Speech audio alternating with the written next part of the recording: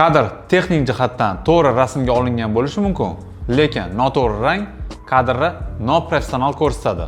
Bugungi mavzuyimiz tushunib turganingizdek svetkorreksiya. Biz rasmimizni Lightroom programmasida ochib olamiz. Ko'ryapsizlar, rasmimizni balansi o'zgarib ketgan. Otteniklari boshqacha va ekspozitsiyasi past. Birinchi biz ekspozitsiyani to'g'rilashdan boshlaymiz. Biroz ko'taramiz. Kartinamizni sariqroq. Shuni kamaytiramiz. Biroz kamaytirgandan keyin umumiy kartina pushtiga o'xshab ko'rinyapti. Buni endi yashil tomonga yurg'izamiz. Ko'payib ham ketmasligi kerak, me'yorni bilish kerak. Va biroz kontrast qo'shamiz. Yorqin uchastkalarni kamaytiramiz. Biliklarni kamaytirish uchun soyani bo'lsa o'ng tomonga yurg'izib ochamiz. Oqqa tegmaymiz. Qorani minusga tortamiz.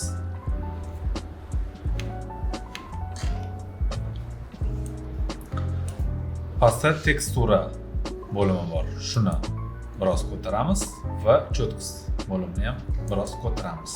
Mana endi kartinamiz 3D formatga kelyapti. Va pastda krasniy bilan nasishimiz bor. Bularni ham ozgincha o'zgartiramiz holatdan kelib chiqib. Krasniy minimal qo'shamiz, nasishimiz bo'lsa biroz kamaytiramiz. Rasmimizni oldingi va keyingi holatni tekshirib turish uchun Enter tepasida knopka bor. Shuni bosamiz, oldingi holatni ko'ramiz, yana bosamiz, keyingi holatni ko'rib tekshirib olamiz. Oldingi holat juda ham sariq edi, hozirgi holat ko'kka yaqin bo'lyapti. Demak, hali yana ishlov berishimiz kerak.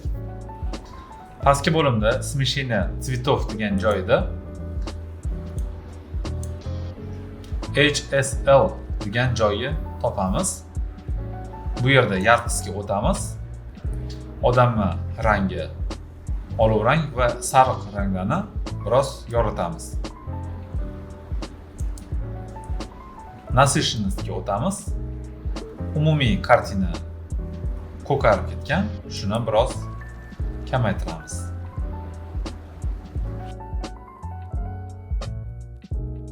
Svetkorreksiya bo'limida soya va yorqin uchastkalarni to'g'rilashimiz kerak. Albatta, yorqin uchastkalar plyusga, oranjiy tomonga, soya bo'lsa ko'k tomonga kalibrovka degan joyga tushamiz. Bu yerda основной синий degan joyda tonni minusga tortamiz, nasishingizni plyusga tortamiz. Hamma effekt qilib olganimizdan keyin boshiga qaytamiz. Nasishingizni yana minusga tortamiz. Kartinamiz tabiiyroq chiqishi uchun. Kontrast juda ko'payib ketgan hisobiga soyani biroz ochamiz.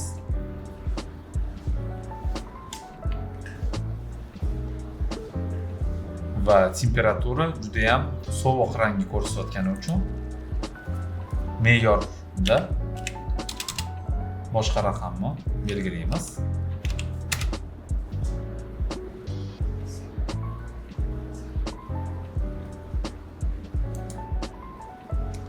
Ottennakka bo'lsa yana yashil tomonga suramiz. Demak, bizning svetkorreksiyamiz ancha jonlandi. Avvalgi holati, keyingi holati, avvalgi holati, keyingi holati. Endi kartinamizning chetlarini qoraytirish uchun effekt bo'limiga o'tamiz.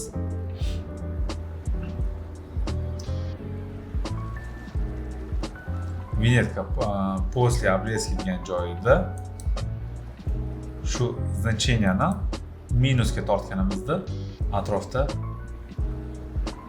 qora vinyetka paydo bo'ladi va pastdagi center parametrini chapga, skrupleniya parametrini ham chapga, rastушевкani esa o'ng tomonga suramiz. Buni eski holatini ko'rish uchun ko'zga bosib turamiz keyingi holatini ko'rish uchun qo'yib yuboramiz.